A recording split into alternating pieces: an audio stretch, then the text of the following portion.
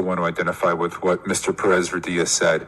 Although one thing that Ms. Kennedy said that I think is interesting and has to be put in context is this idea of the conversations that were had around the time of the founding of this nation. And the fact is that at that time, if you weren't a white landholding man, you were systematically excluded from those conversations. And we are still dealing with that legacy till this day. And there's a book called The Constitution, a Biography by Akil Amar that describes the constitutional law of this country.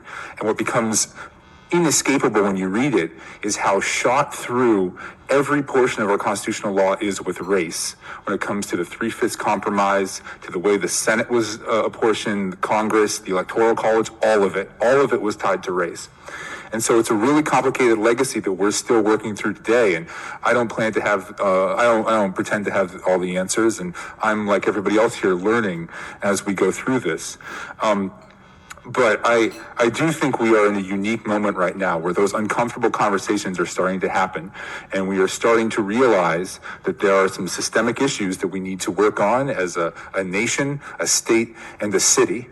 But from that also comes an opportunity. And we have a really unique opportunity here in this body because, tying to what Mr. Constant said, we have this unique pot of money from the CARES Act. We have another pot of money coming from the alcohol tax, and we have the ability to spend it in such a way where we can promote equity, where we can materially improve the lives of the people of this city, and we can hopefully set up our economy to function long to the future. I know those are sort of grand, sweeping ideas, and I usually don't get quite this grandiose, but the fact is we have a really unique moment in this city to change our little portion of America, and we're not going to meet again until after Independence Day. So the last thing I'll just say is Happy Independence Day. I hope you have a great weekend and get out into nature if you can. And thank you all for a great discussion tonight. And thank the public as well. Thank you.